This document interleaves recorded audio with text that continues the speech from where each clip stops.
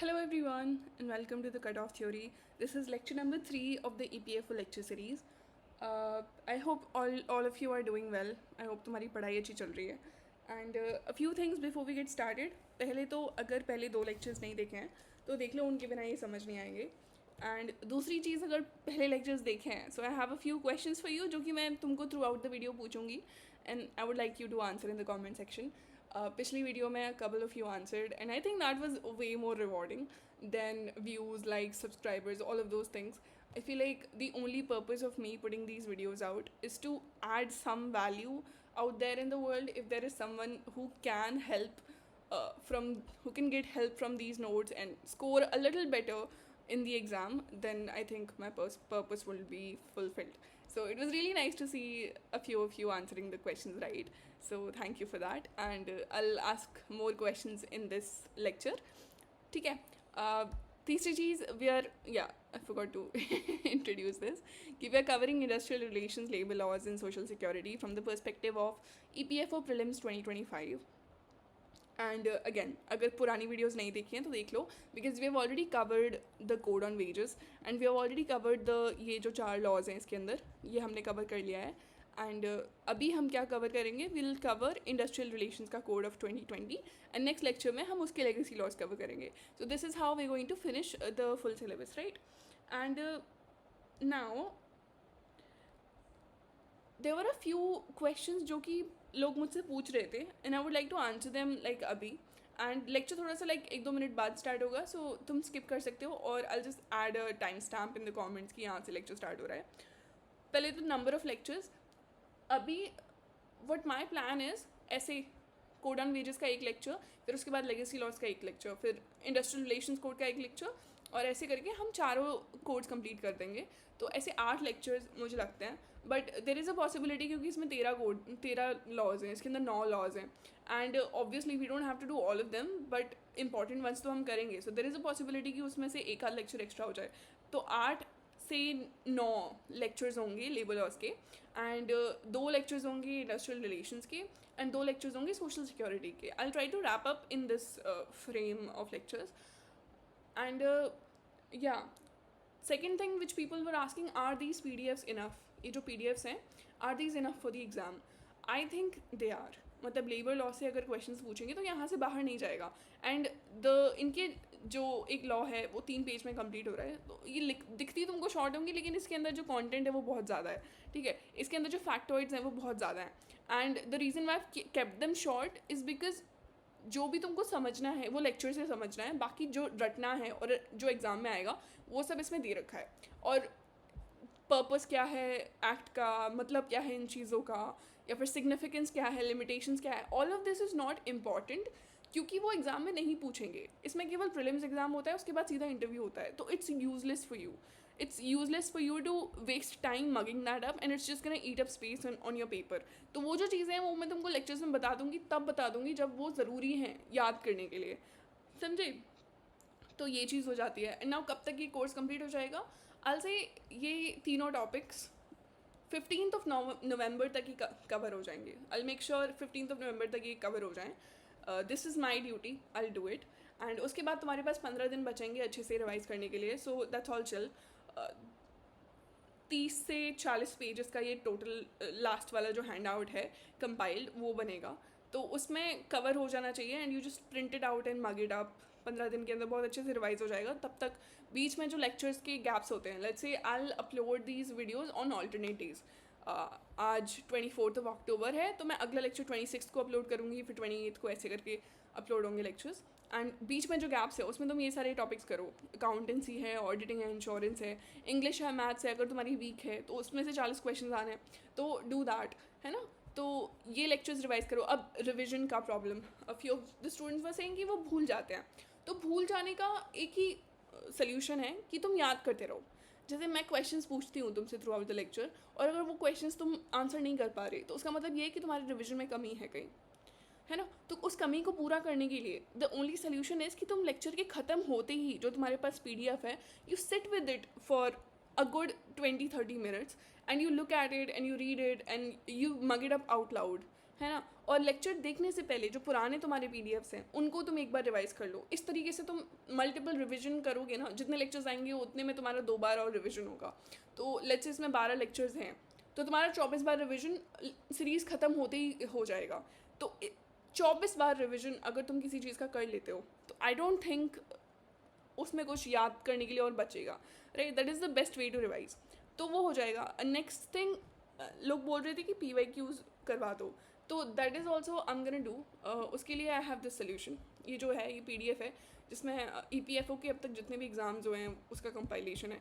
तो इसके लिए what I am gonna do is, जितने भी टॉपिक्स मैं पढ़ा रही हूँ उसके जितने भी PYQs हैं उनको मैं ऐसे हाईलाइट कर दूँगी, है ना, हाईलाइट कर दूँगी। और एक टॉपिक ख़त्म होने के बाद I'll अपलोड वन वीडियो जिसके अंदर ये सारे जो लॉज हैं, ये सारे जो क्वेश्चंस हैं, इनको मैं अपने नोट्स के थ्रू सॉल्व करूँगी, है ना। तो तुम्हारे PYQs भी उधर से कवर हो जाएंगे and this will also give you some confidence in my lectures कि हाँ ठीक है कुछ तो पढ़ा रही है ये लड़की, राइट।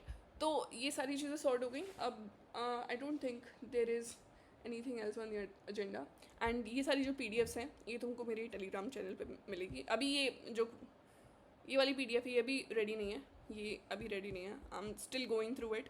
ये लगभग 150 पेजेस की PDF है, so I have to go through it, have to go through every single question and then highlight the ones जो कि मैं पढ़ा रही हूँ। And so this will be uploaded once हम डन विद लेबर लॉज, है ना। फिर उसके बाद हम इनको सॉल्व कर लेंगे। अब सारा लाइक कवर हो गया। अब पढ़ते हैं industrial relations code. To study Industrial Relations Code 2020. And now first question which might pop up in your head is, what are industrial relations? And I could give you a definition कि industrial relations refer to the entire system of relationships and interactions between employers, employees, trade unions, government and the workplace. ठीक है, it encompasses rules, agreements, practices, blah blah blah. खुद समझ नहीं आएगा। Simple पहला question तुम्हारे दिमाग में है, what are relations? मुझे बताओ रिलेशंस क्या होते हैं, how will you define relations. Relations are interactions, है ना। तुम जिस तरीके से किसी से इंटरैक्ट करते हो तुम्हारा उसके साथ रिलेशन वही होता है। अब इंटरैक्शंस अगर इंडस्ट्री में होने लग जाएं तो उनको इंडस्ट्रियल रिलेशंस बोलते हैं। बहुत सिंपल है, like this is the easiest way I can explain this. Although this is a huge topic, इसके लिए हमको 2 लेक्चर्स अलग से लगेंगे लेबर लॉज के बाद पूरा समझने में। बट फिलहाल के लिए ऑल द इंटरैक्शंस जो कि इंडस्ट्री के अंदर होते हैं वो इंडस्ट्रियल रिलेशंस होते हैं। अब कैसे इंटरैक्शंस होंगे, रूल्स होंगे, अग्रीमेंट्स होंगे, वेज डिटर्मिनेशन मतलब कितनी सैलरी तुमको मिलनी चाहिए, डिस्प्यूट रेजोल्यूशन, मान लो कि ट्रेड यूनियन बोल रही है कि पगार बढ़ाओ, एम्प्लॉयज़ बोल रहे हैं हम पगार नहीं बढ़ाएंगे, तो ये डिस्प्यूट है। अब इसको रिजॉल्व करना ये भी एक तरीके का रिलेशन है कि नहीं। और कलेक्टिव बार्गेनिंग, 2-3 ट्रेड यूनियंस मिलके कुछ बार्गेन कर रहे हैं, तो ये इंडस्ट्रियल रिलेशंस होते हैं। ये इसकी डेफिनेशन है। अब इंडस्ट्रियल रिलेशंस को गवर्न करने के लिए पहले 3 लॉज हुआ करते थे। कौन कौन से रट जाने चाहिए, trade unions act 1926, industrial employment act 1946, industrial disputes act 1947। इनको हम कल अलग लेक्चर में कवर करेंगे, बहुत डिटेल में कवर करेंगे। But the way we are going to study this law is we are going to compare it with the older laws. जो नई चीज़ें हैं उनको हम बहुत अच्छे से याद करेंगे, but we will remember the old things as well, क्योंकि कभी कभी वो यहाँ से भी क्वेश्चन पूछते हैं। एक्चुअली कभी कभी नहीं, मोस्टली एक लॉ के हिसाब से क्वेश्चन पूछते हैं, तो सारे के सारे जो थ्रेशोल्ड्स हैं वो आपको दिमाग में रखने हैं, है ना। तो अब इसमें पहले डेफिनेशन ऑफ वर्कर एम्प्लॉई, इसकी वैरिड डेफिनेशन थी, हर एक्ट के अंदर अलग अलग डेफिनेशन थी। अब इसमें यूनिफाई कर लिया है। क्या थी वर्कर की, एक मिनट, क्या थी वर्कर की डेफिनेशन मुझे कमेंट सेक्शन में बताओ। This is the first question for you, answer in the comment से। ऊपर चीटिंग मत करना, मैं बहुत मारूंगी, ठीक है। तो बताओ मुझे वर्कर की डेफिनेशन क्या थी। नेक्स्ट हम देखते हैं इंडस्ट्री की डेफिनेशन क्या है। इंडस्ट्री की डेफिनेशन बहुत इंपॉर्टेंट है, क्योंकि any systematic activity producing goods और सर्विसेज, जहाँ पे भी गुड्स और सर्विसेज प्रोड्यूस होती हैं वो इंडस्ट्री है। जैसे अभी मैं तुमको पढ़ा रही हूँ, ठीक है, मैं एक सर्विस दे रही हूँ तुमको, टीचिंग एज अ सर्विस, और मैं ये नोट्स प्रोड्यूस कर रही हूँ, ये भी एक तरीके का गुड ही है। ऑल्दो सॉफ्ट गुड्स हैं but they are goods, right. I am producing them, so I am part of an industry. लेकिन ये कुछ चीज़ें एक्सक्लूड करती है। कौन कौन सी चीज़ें एक्सक्लूड करती है, जैसे चैरिटेबल ऑर्गेनाइजेशंस हैं, डोमेस्टिक हेल्प है, यहाँ पर एग्रीकल्चर भी लिख लेना, एग्रीकल्चर भी एक्सक्लूड होता है। अब इनको एक्सक्लूड गवर्नमेंट करती है, क्यों करती है उससे हमको मतलब नहीं है, क्योंकि पूछेंगे नहीं, बट ये याद रख लेना कुछ चीज़ें हैं जो कि इंडस्ट्री से एक्सक्लूड हो। ट्रेड यूनियन का रजिस्ट्रेशन में क्या डिफरेंस है। सबसे पहले तो ट्रेड यूनियन होता क्या है। Trade union, I think the first lecture में मैंने तुमको सबसे पहले एक चीज़ बताई थी कि because of the nature of industry, because of the nature of working conditions, there will always be conflict between the interests of the employee and the employer, है ना. तो employee को क्या चाहिए, बेटर वर्किंग कंडीशंस चाहिए, better working hours चाहिए, ज़्यादा पैसा चाहिए, है ना, सोशल सिक्योरिटी की जो भी चीज़ें हैं वो चाहिए. All of these are employee की डिमांड्स. एंड एम्प्लॉयर की डिमांड्स क्या है, ज़्यादा काम करो, कम पैसा मांगो, ज़्यादा किच किच मत करो, ठीक है, मुझसे पैसा मत लो, my profit should be higher. These are the demands of the employer and now these are like polar opposites of each other. लेकिन इनको काम क्या करना है, साथ में करना है. सो अब employer is a much more like hierarchically more powerful, है ना. लेकिन एम्प्लॉयज़ जो हैं they are relatively less powerful. तो उनकी डिमांड्स को एम्प्लॉयर के सामने रखने के लिए हमारे पास ट्रेड यूनियंस होती हैं, है ना. ट्रेड यूनियंस का काम ही यही होता है कि वर्कर्स की वेजेस को बढ़ाया जाए, उनकी वर्किंग कंडीशंस को ठीक किया जाए, उनकी सैलरी टाइम पे मिले, उनको बोनस मिले, ऑल ऑफ दीज थिंग्स. ये जो ट्रेड यूनियंस हैं ये वर्कर्स के लिए काम करते हैं, है ना. These are kind of political also, मतलब partially they are political organisations and partially they what employees की ऑर्गेनाइजेशंस. अब ट्रेड यूनियंस का रजिस्ट्रेशन होता है, इनको भी गवर्न करने के लिए एक अलग से एक्ट है ना. तो इनका मिनिमम कितने लोग चाहिए होते हैं एक ट्रेड यूनियन बनाने के लिए, 7. तो ये बहुत थ्रेशोल्ड है, 7 चाहिए ही चाहिए. There have to be 7 members in a trade union. ये रख लो दिमाग में, 7 से नीचे नहीं हो सकती. नाउ दूसरी कंडीशन, अगर मान लो किसी भी इंडस्ट्री के अंदर 1000 लोग काम करते हैं, 1000 लोग काम करते हैं, तो तब तक 10% लोग आने चाहिए एक ट्रेड यूनियन को रजिस्टर करने के लिए. समझते हैं इसको. मान लो अगर मेरी इंडस्ट्री में 100 लोग काम करते हैं, तो एक ट्रेड यूनियन बनाने के लिए हमको क्या चाहिए, 10%, यानी कि 10 लोग चाहिए. समझ आ गया. तो ये 7 किसके लिए है, उन लोगों के लिए जिस इंडस्ट्री में 10% से ज़्यादा है ये नंबर 7. फॉर एग्ज़ाम्पल 60 लोग काम करते हैं मेरी इंडस्ट्री के अंदर, तो 10% कितना हुआ, 6. तो लेकिन 6 लोग मिलकर ट्रेड यूनियन को रजिस्टर नहीं कर सकते, हमको मिनिमम 7 मेंबर्स चाहिए. समझ आ गया. एंड उससे ऊपर 70 से ऊपर कितना, 10% चाहिए. और 1000 से ऊपर कम से कम 100 लोग चाहिए. लेट्स से अगर मेरी इंडस्ट्री में 5000 लोग काम करते हैं, तो उसका 10% कितना है, 500. तो 500 लोग लगेंगे ट्रेड यूनियन बनाने में, नो 100 लगेंगे. समझ आ गया. ये 3 कंडीशंस हैं, रट जानी चाहिए. आई होप समझ आ गया हो, ऑल्दो मुझे लगता नहीं है मैंने ढंग से समझाया है, बट एक और बार समझते हैं, ठीक है. तो 7 तो मेंबर्स चाहिए ही चाहिए. समझ आ गया. 7 से कम ट्रेड यूनियन का रजिस्ट्रेशन नहीं होगा. अगर तुम्हारी इंडस्ट्री में एक इंसान काम करता है, तो एक इंसान मिलके ट्रेड यूनियन नहीं बना सकता. लेट्स से 10 लोग काम करते हैं, तो 10 लोग का 10% कितना है, 1, नहीं बना सकता. 70 लोग काम करते हैं, उनका कितना है, 10%, 7, तो बना सकता है. समझ आ गया. तो मिनिमम 7 लोग चाहिए. अब 70 से ऊपर के लिए कितने चाहिए, 10% चाहिए. एंड 1000 से ऊपर के लिए कितने चाहिए, मिनिमम 100 लोग चाहिए. विच एवर इज लेस, ये मिनिमम है, मैक्सिमम नहीं है. तब ट्रेड यूनियन का रजिस्ट्रेशन हो सकता है. अब होपफुली समझ में आ गया हो, है ना. तो पहले भी सेम ही था, अभी भी सेम ही है ऑलमोस्ट. आई थिंक 10% और 100 वर्कर्स पहले भी था, इसमें डाला नहीं है. तो याद रखना कि कुछ चेंज नहीं हुआ है उस रजिस्ट्रेशन में. Now recognition of trade union.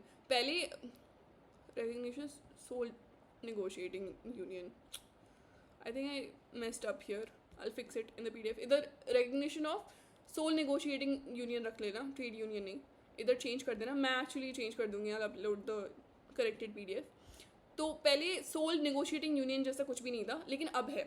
sole negotiating union क्या होती है, अगर कोई trade union 51% से ज़्यादा members की support पाती है, तो उसको sole negotiating union बोलते हैं.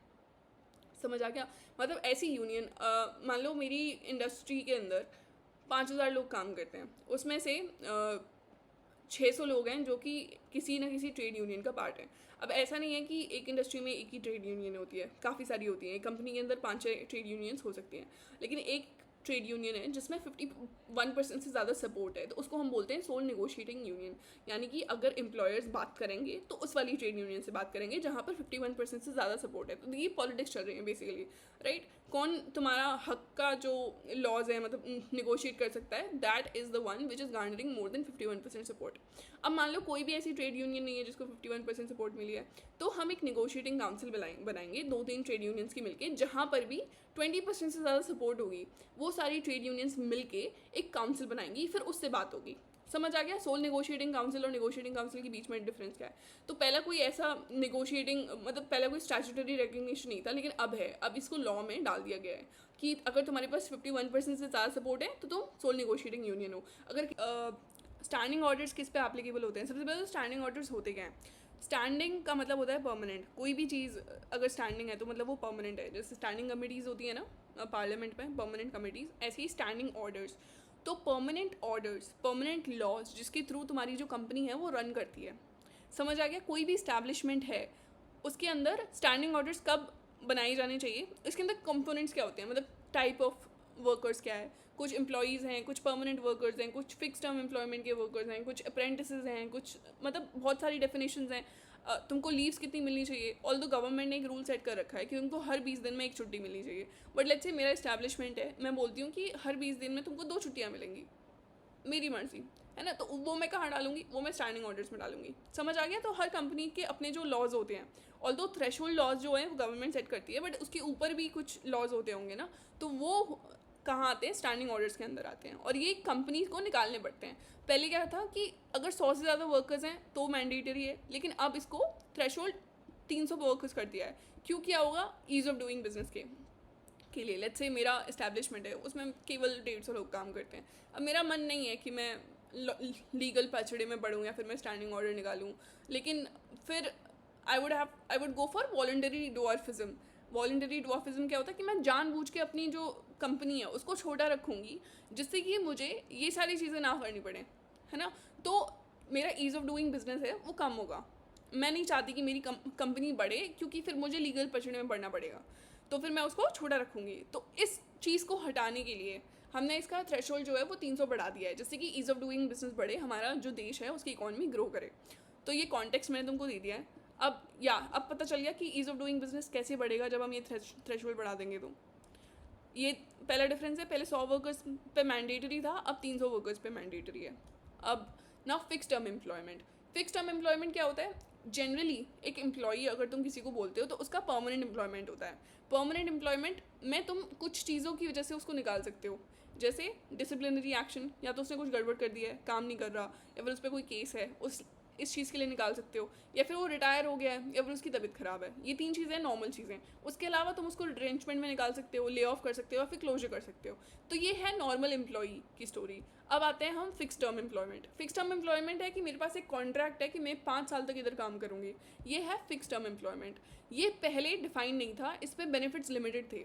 इस पर जो भी प्रोविडेंट फंड है, या फिर इंश्योरेंस है, या फिर बोनस है, ये सारी चीज़ें ना मिलना बहुत मुश्किल था, क्योंकि ये लॉज में पहले था नहीं, क्योंकि लॉज बहुत पुराने हैं, इंडिपेंडेंस के पहले लॉज हैं, है ना। तो अब इसको एक्सप्लिसिटली रिकग्नाइज कर दिया है। इन सब को सारे के सारे स्टैट्यूटरी बेनिफिट्स हैं, ग्रेच्युटी है, प्रोविडेंट फंड है, सब कुछ परमानेंट वर्कर्स की तरह ही मिलेगा। ये बहुत इंपॉर्टेंट है। पहले फिक्स टर्म एम्प्लॉयमेंट को बेनिफिट्स जो थे वो बहुत कम मिलते थे, लेकिन अब परमानेंट एम्प्लॉयर्स जैसे, क्योंकि अभी तुम देखोगे तो मोस्ट ऑफ द वर्क जो है ना वो फिक्स टर्म एम्प्लॉयमेंट ही है। Permanent employment is very less these days as the world is progressing forward. So because of that, now they are also eligible for all the benefits. समझ आ गया? अब now grievance redressal committee. Grievance redressal committee पहले सारे establishment में mandatory नहीं थी, लेकिन अब एक लिमिट सेट कर दी है कि 20 से ज़्यादा अगर काम कर रहे हैं तुम्हारे इस्टेब्लिशमेंट में, तो हमारे पास एक ग्रीवेंस रिड्रेसल कमेटी होनी चाहिए, और उसके अंदर एक वुमन होनी चाहिए, एक रिक्वायर्ड है। ये थ्रेशोल्ड सेट कर दिया है। समझ आ गया? अब स्ट्राइक्स और लॉकआउट्स क्या होता है? स्ट्राइक्स क्या होती हैं? स्ट्राइक्स होती हैं एम्प्लॉयज़ की साइड से। जैसे तुम्हारी फैक्ट्री है मान लो, एंड तुम्हारा एक मैनेजमेंट है और तुम्हारी वर्कर्स हैं, तुम्हारे पास 200 वर्कर्स है something, and they have some demands जिसको तुम मीट नहीं कर रहे हो, ठीक है। वो बोल रहे हैं कि हमारे पैसे बढ़ाओ, तुम नहीं बढ़ा रहे हो, तो अब वो गुस्सा होके तुम्हारी कंपनी में काम करना बंद करते हैं, उसको बोलते हैं स्ट्राइक, ठीक है। काम करना बंद करना इज स्ट्राइक। लॉकआउट क्या होता है? लॉकआउट होता है तुम गुस्सा हो जाओ कि ये बहुत ही ज़्यादा बोल रहे हैं, है ना, अब मैं इनको काम ही नहीं करने दूंगा। ये होता है लॉकआउट, कि तुम अपनी फैक्ट्री बंद कर दो, कि तुम नहीं करोगे काम, राइट। तो ये होता है डिफरेंस। स्ट्राइक्स किसके साइड से होती हैं? एम्प्लॉयज़ की साइड से होती हैं। लॉकआउट्स किसके साइड से होते हैं? एम्प्लॉयर्स के साइड से होते हैं। ये याद रखना डिफरेंस, है ना। अब पहले इनको नोटिस देना पड़ता था, कितना? 6 वीक्स का, अगर तुम पब्लिक यूटिलिटी सर्विसेज में काम करते हो। जैसे लेट्स से ट्रांसपोर्ट है, transport is a public utility service, तो उसके लिए अगर तुम वहाँ पर स्ट्राइक में जा रहे हो या फिर लॉकआउट कर रहे हो, तो उसके लिए तुमको 6 वीक्स का नोटिस देना पड़ेगा। 1.5 महीने पहले बताना पड़ेगा कि हम यहाँ पर स्ट्राइक या लॉकआउट करने वाले हैं। बाकी किसी चीज़ के लिए नोटिस नहीं देना पड़ेगा। लेट्स से तुम एक कोई एग्जांपल क्यों नहीं आ रहा दिमाग में, लेट्स से तुम कप्स बनाते हो, है ना। तो कब्स कोई ऐसी पब्लिक यूटिलिटी सर्विस है नहीं जिससे अगर बंद करने से बहुत ज़्यादा इमरजेंसी में कुछ अफेक्ट पड़ने वाला है, तो उसके लिए कोई नोटिस नहीं देते थे। लेकिन अब इसको क्या करती है, चेंज कर दिया है। अब 14 days prior notice mandatory for all establishments before strike और लॉकआउट। अब तुमको 2 हफ्ते पहले किसी भी establishment regardless of if it is a public utility service और नॉट बताना पड़ेगा। और ये जो है ये 60 दिन तक वैलिड रहेगा, है ना। अगर 60 दिन तक के अंदर अंदर तुमने स्ट्राइक या लॉकआउट नहीं किया तो तुमको फिर लाइक दूसरा नोटिस देना पड़ेगा, ठीक है। ऑल्दो दिस इज़ लाइक फिर फ़ायदा ही क्या हुआ स्ट्राइक का, बट क्या ही कर सकते हैं, है ना। और अगर मान लो कि मान लो तुम एज एन एम्प्लॉई बहुत ज़्यादा स्मार्ट हो, तुम बोलते हो कि हम नहीं करेंगे काम, लेकिन हम नोटिस भी नहीं देंगे, क्यों, हम बोलते हैं कि हम स्ट्राइक नहीं कर रहे, हम बस काम नहीं कर रहे।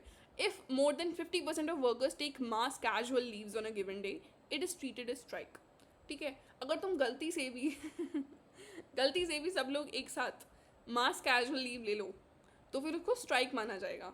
और अगर तुमने 2 हफ्ते पहले नोटिस नहीं दिया then you will face repercussions because of it, ठीक है। तो ध्यान रखना ये बात कि अब 2 हफ्ते पहले सारी इस्टेब्लिशमेंट्स में स्ट्राइक या लॉकआउट से पहले नोटिस देना जारी है, वैलिड अप टू 60 डेज। और ये है प्रोविजन, अगर तुम बोल के भी स्ट्राइक, मतलब ये बोल के भी स्ट्राइक ना करना चाहो कि ये स्ट्राइक है लेकिन हम लीव पे जा रहे हैं, तो भी वो पकड़ लेंगे।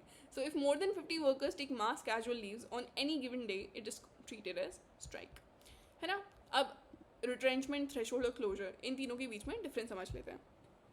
तो अभी मैंने तुमको एक चीज़ बताई थी, एंड जो नॉर्मल परमानेंट एम्प्लॉई होता है उसको mostly these are the valid reasons, normal valid reasons of letting them go. Disciplinary action, retirement, या फिर इल हेल्थ, या तो उसने कुछ गलत कर दिया है, या फिर वो काम नहीं कर रहा है, या फिर मे बी ही और she is convicted of sexual assault at work place, right, और दे आर रिटायरिंग, और they are in ill health, right, they are facing some medical issues जिसकी वजह से वो काम नहीं कर सकते, right. This is permanent termination इन चीज़ों की वजह से। लेकिन अगर परमानेंट टर्मिनेशन इन तीनों के अलावा किसी चीज़ की वजह से होता है, दैट इज कॉल्ड रिट्रेंचमेंट। तो इन तीनों के अलावा किस चीज़ की वजह से होगा, मैं अपने साइड से तुमको निकाल रही हूँ, रेजिग्नेशन की बात नहीं हो रही है पहले तो, दिस इज टर्मिनेशन, यानी कि एम्प्लॉयर तुमको निकाल रहा है, समझ आ रहा है। रेजिग्नेशन इसमें काउंट नहीं होगा, इन तीनों में रेजिग्नेशन से कोई लेना देना नहीं है, ठीक है। तो किस रीज़न की वजह से होगा, workforce reduction for efficiency, cost cutting, या फिर रीस्ट्रक्चरिंग। लेट्स से मेरी कंपनी में अब मैंने एक ऐसी मशीन लाई है जिसमें पहले जो 5 लोग काम करते थे उसकी जगह पे एक ही इंसान काम करेगा, सेम प्रोडक्शन आएगा, तो एफिशिएंसी बढ़ गई है मेरी कंपनी की, है ना। तो इस चीज़ के लिए मैं तुम बाकी के 4 को निकाल रही हूँ, है ना। या फिर कॉस्ट कटिंग, मेरी कंपनी जो है वो लॉस में चल रही है, मैं इतने सारे लोगों को पैसा नहीं दे सकती तो मैं निकाल रही हूँ। या फिर रीस्ट्रक्चरिंग, जैसे मेरी कंपनी है उसका पूरा स्ट्रक्चर चेंज हो गया है, अब जिस तरीके से काम होता था अब वैसे नहीं होता, एट्सेट्रा। तो ये होता है रिट्रेंचमेंट, और ये परमानेंट होता है, समझ आ गया। तो परमानेंटली मैं किसी अपने एम्प्लॉई को निकाल रही हूँ इन सारे रीजंस की वजह से, इनको छोड़ के जो भी रीज़न की वजह से मैं परमानेंटली तुम्हारा जो एम्प्लॉयरशिप है, एम्प्लॉयमेंट है, सॉरी एम्प्लॉयमेंट है, उसको रोक रही हूँ, तो उसको रिट्रेंचमेंट बोलते हैं, समझ आ गया। अब इसके अलग अलग लॉज होते हैं, पहले तो डिफरेंस समझ लेते हैं। अब ले ऑफ क्या होता है, ले ऑफ होता है temporary inability of the employer to provide work due to reasons like shortage of raw materials, breakdown of machinery। जैसे तुम जिस मशीन से मेरे वहाँ काम करते हो वो काम ही नहीं कर रही है, जैसे तुम पॉट्स बनाते हो तो तुम्हारा व्हील ही काम नहीं कर रहा है, सारे व्हील्स ख़राब हो गए, अब मैं कहाँ से तुमको एम्प्लॉयमेंट दूँ, है ना। तो ये होता है ले ऑफ, ये टेम्पररी होता है, समझ में आ गया। रिट्रेंचमेंट और ले ऑफ के बीच में डिफरेंस, रिट्रेंचमेंट क्या होता है, परमानेंट होता है, इन सारी रीजंस की वजह से होता है, एफिशिएंसी के लिए, कॉस्ट कटिंग के लिए, रीस्ट्रक्चरिंग के लिए। ले ऑफ जो होता है वो टेम्पररी होता है, इन रीजन की वजह से, shortage of raw materials, breakdown of machinery, etcetera. अब तीसरी चीज़ है क्लोजर, क्लोजर यानी मैं कंपनी बंद कर रही हूँ, तो ऑब्वियसली ये तो परमानेंट ही होगा ना। तो अब इनके जो रूल्स हैं वो क्या क्या होते हैं, सबसे पहले तो 15 दिन का नोटिस देना पड़ता, 1 मंथ का नोटिस देना पड़ता है, या फिर 1 मंथ की वेजेस देनी पड़ती हैं। या तो मैं तुमको 1 महीने पहले बता दूँ कि I am going to let you go next month, ये तुम्हारा नोटिस हो गया। या फिर अगर मैं तुमसे अभी बोल रही हूँ कि I am letting you go now, retrenchment, then you have to give them 1 month की वेजेस, कि आने वाला जो महीना है उसकी तुम मुझको वेजेस दोगे, या तो नोटिस दोगे या वेजेस दोगे, ठीक है। प्लस 15 डेज एवरेज पे for every completed year of service, ये देनी है। मान लो तुम मेरी इंडस्ट्री में 15 साल से काम कर रहे हो और मैं one fine day I just come up to you and say कि तुम अब कल से जॉबलेस हो, right, I am letting you go, तो then what? Like, you did so much for my company, I need to give you something in return, right? So this is compensation. कि 15 दिन की एवरेज पे for every completed year of service. तो 15 साल की तुम calculate कर लो, सी set करो, बताओ मुझे सॉल्व करके बताओ कि अगर तुम 15 साल से मेरी कंपनी में काम कर रहे हो तो मुझे तुमको कितने महीने की एवरेज पे देनी पड़ेगी. ठीक है, if I am like letting you go in retrenchment. ये रिट्रेंचमेंट का कॉम्पनसेशन होता है. ले ऑफ यानी कि तुम एम्प्लॉयड हो लेकिन अभी काम नहीं कर रहे हो, तो यानी कि 50% ऑफ बेसिक वेजेस में क्या क्या आता है मतलब ये तो हमने पिछली बार बता दिया था बट ठीक है. तो 50% वेजेस जो हैं तुम ले ऑफ पीरियड में, तुमको 2 महीने के लिए मैंने बोल दिया कि तुम 2 महीने के लिए अभी घर बैठो, उसके बाद काम पे आ जाना, तो 2 महीने तक मैं तुमको आधी सैलरी देती रहूँगी. ठीक है. और क्लोजर जो है सेम चीज़, रिट्रेंचमेंट और क्लोजर का कॉम्पनसेशन सेम होता है. समझ आ गया. एंड अभी थ्रेशोल्ड जो है गवर्नमेंट का अप्रूवल चाहिए होता है. जैसे मान लो तुम्हारी कंपनी में 300 से ज़्यादा लोग काम करते हैं, तो इस चीज़ के लिए तुमको अप्रूवल लेना पड़ेगा गवर्नमेंट का कि हम रिट्रेंचमेंट कर रहे हैं. पहले ये 100 वर्कर्स के लिए था, अब 300 वर्कर्स के लिए है. समझ में आ गया. थ्रेशोल्ड्स बढ़ा दिए गए हैं. किस किस चीज़ के? स्टैंडिंग ऑर्डर्स के बढ़ा दिए गए हैं, fix term employment standing orders के बढ़ा दिए गए हैं, रिट्रेंचमेंट के लिए बढ़ा दिए गए हैं. 300 वर्कर्स कर दिया गया है. समझ में आ गया. अब एक और चीज़ है, worker reskilling fund. Employer must contribute 15 days last drawn wages पर रिट्रेंच्ड वर्कर. रीस्किलिंग फंड किसके लिए? रिट्रेंचमेंट के लिए बनाया गया है. कि मान लो तुमने अपनी कंपनी से 50 लोगों को रिट्रेंचमेंट में निकाला है, तो तुम हर 50 लोगों की 15 दिन की जो सैलरी है उसको रीस्किलिंग फंड में डालोगे. ऑल्दो लाइक पता नहीं क्या करेंगे इस फंड का, क्या कौन सी रीस्किलिंग करेंगे, बट ऐसा फंड बना दिया है. अब सारे एम्प्लॉयर्स को उसमें डालना पड़ेगा पैसा. ठीक है. अब चीज़ डिस्प्यूट रेजोल्यूशन. पहले इंडस्ट्रियल ट्राइब्यूनल होता था जिसके अंदर एक मेंबर होता था, मल्टीपल अथॉरिटीज़ होती थी. अब क्या है, अब इसमें 2 मेंबर्स होते हैं. किसी भी ट्राइब्यूनल के अंदर जुडिशियल और एडमिनिस्ट्रेटिव मेंबर्स होते हैं. इसको स्ट्रीमलाइन कर दिया है, मतलब ऐसा कुछ याद करने लायक है नहीं. Time limit for disciplinary proceedings. पहले कोई टाइम लिमिट नहीं थी, लेकिन अब 19 days from date of suspension to complete inquiry. 90 दिन का उसमें टाइम लिमिट डाल दिया कि फ्रॉम डेट ऑफ, अगर तुमने कुछ गलत किया, let's say you have been accused of sexual harassment, तो मैं तुमको सस्पेंड कर देती हूँ. लेकिन अभी क्या है, you are just suspended, there needs to be an inquiry वगैरह ना, तो उसके लिए एक लिमिट सेट कर दी है 90 days की. Strikes, lockouts in essential services, special provisions, uniform, मतलब कुछ भी इंपॉर्टेंट नहीं है. पेनल्टीज इनहांस्ड अप टू, ये पेनल्टीज याद कर लेना. पहले केवल 5,000 थी इलीगल स्ट्राइक्स के लिए, लेकिन अब 2 lakh for the first offence, 5 lakh for repeat, plus 2,000 a day for continuing contravention. कि मान लो अगर तुमने स्ट्राइक कर दी, ये ना करने, क्या था हमारा, 2 हफ्ते का नोटिस देना है. अब मान लो कि ये किया लोगों ने, बोला नहीं कि हम स्ट्राइक कर रहे हैं, लेकिन 50% ऑफ द वर्कर्स ने मास कैजुअल लीव्स ले ली, तो फिर हमारे पास क्या है, कॉम्पनसेशन, पेनल्टी है. कितनी? 2 लाख पहले ऑफेंस पे, पहले दिन पे 2 लाख. रिपीट किया 5 लाख. और अगर तुम हर दिन पे वो स्ट्राइक करते जा रहे हो तो हर दिन के 2,000 रुपये तुमको भरने पड़ेंगे. समझ में आ गया. अब मैंने नेगोशिएटिंग यूनियन काउंसिल तो तुमको बता ही दिया था. क्लोजर ऑफ एस्टैब्लिशमेंट, 60 दिन का notice for 50+ workers, prior approval for, ये तो like we did it here. 60 दिन का नोटिस देना पड़ेगा. अगर तुम्हारी इस्टेब्लिशमेंट में 50 से ज़्यादा लोग काम करते हैं और तुम उसको बंद करना चाहते हो, तो तुमको 2 महीने पहले बताना पड़ेगा अपने वर्कर्स को कि मेरी कंपनी बंद हो रही है. समझ आ गया. और अगर 300 से ज़्यादा लोग काम करते हैं तो गवर्नमेंट को बताना पड़ेगा, अप्रूवल लेना पड़ेगा. पहले 60 days notice to government for 100+ workers. तो थ्रेशोल्ड इंक्रीज़ कर दिया ईज ऑफ डूइंग बिजनेस के लिए. कुछ लाइक ऐसे बहुत बड़ी बात नहीं है. फिक्स टर्म एम्प्लॉयमेंट की ग्रेच्युटी, 5 साल की अगर सर्विस है, उससे ज़्यादा, मतलब 5 साल की सर्विस एक लिमिट थी ग्रेच्युटी के लिए पहले लॉज के अकॉर्डिंग, कि 5 साल के लिए अगर तुम काम कर रहे हो तब तुमको ग्रेच्युटी मिलेगी. लेकिन अब है प्रो रेटा बेसिस पे. इवन इफ तुम्हारी सर्विस जो है उसको 5 साल से कम हुए हैं, तुम्हारी प्रो रेटा बेसिस पे, मतलब उसमें एक टाइम के हिसाब से कैलकुलेट हो जाएगी ग्रेच्युटी. समझ में आ गया. ले ऑफ का कॉम्पनसेशन हमने बता दिया था. वर्कर एम्प्लॉई रिप्रेजेंटेशन, पहले कोई जेंडर कोटा नहीं था, लेकिन अब ग्रीवेंस रिड्रेसल कमेटी में हमने बताया ना कि इधर एक औरत होनी चाहिए इधर. ठीक है. तो ये सब हो गया. ये जो बोल्ड चीज़ें हैं, हाईलाइटेड चीज़ें हैं, इनको अच्छे से कर लेना. And retrenchment, lay off, closure हमने पढ़ लिया है. ये थ्रेशोल्ड्स दे रखे हैं, एक बार पढ़ लेते हैं. स्टैंडिंग ऑर्डर्स किस पे एप्लीकेबल है? 300 से ज़्यादा लोगों पे एप्लीकेबल है. Retrenchment, lay off, closure approval government approve करेगी. 300 से ज़्यादा लोगों, अगर तुम तुम्हारे इस्टेब्लिशमेंट में हैं तो तुमको गवर्नमेंट से अप्रूवल लेना पड़ेगा. ग्रीवेंस रिड्रेसल कमेटी अगर 20 से ज़्यादा लोग काम करते हैं तो मैंडेटरी है. अप टू 10 मेंबर्स, ये उसकी लिमिट है. ग्रीवेंस रिड्रेसल कमेटी में 10 लोग हो सकते हैं और कम से कम एक वुमन होनी चाहिए. अगर तुम्हारी ग्रीवेंस रिड्रेसल कमेटी में केवल एक ही इंसान है तो वो एक औरत होगी. समझ आ गया? At least 1 woman. निगोशिएटिंग यूनियन 51% से ज़्यादा सपोर्ट. निगोशिएटिंग काउंसिल उन ट्रेड यूनियन से मिलकर बनी हुई जिनकी सपोर्ट 20% से ज़्यादा है. ये तो तुमको कमेंट में बताना था. स्ट्राइक और लॉकआउट का नोटिस 2 हफ्ते पहले. क्लोजर का नोटिस 2 महीने पहले. रीस्किलिंग का फंड 15 डेज की वेज पर retrenched worker. Dispute raising time limit must be raise 2 years of cause of action. Industrial dispute, ये हम एक्ट में बहुत अच्छे से पढ़ लेंगे, अभी छोड़ देते हैं, इसको ऊपर नहीं पढ़ा ना. Committee gender representation at least 1 woman. And ये सारी डेफिनेशंस दे रखी हैं, इनको पढ़ लेना एक बार. चलो मैं तुम्हारे साथ ही पढ़ लेती हूँ. Industry, any business, trade, manufacture, calling of employees, anything जो कि गुड्स या सर्विसेज प्रोड्यूस करे.